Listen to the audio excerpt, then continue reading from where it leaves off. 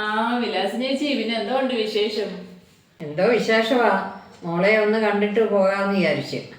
ആണോ മോളെ? ഇതാരാ വന്നേ നോക്കി ഇനി വന്നേ. എന്താ അമ്മേ? അമ്മേ അമ്മ ഇതെപ്പോ വന്നു?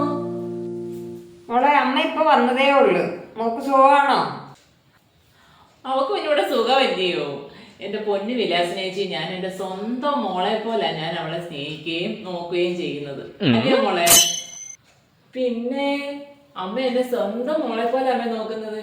എന്റെ ആരോഗ്യകാര്യത്തിലൊക്കെ എന്തൊരു ശ്രദ്ധയാണെന്നറിയാവോ?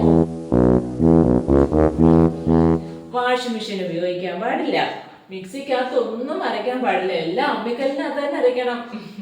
പിന്നെ വിറകടുപ്പില്ലാതെ എല്ലാം വെക്കാവുള്ളൂ. ഗ്യാസും ലാഭം, കറണ്ട് ചാർജും ലാഭം.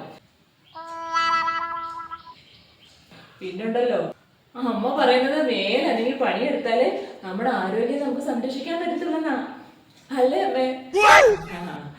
അത് പിന്നെ ആരോഗ്യം നോക്കണമല്ലോ നമ്മള്.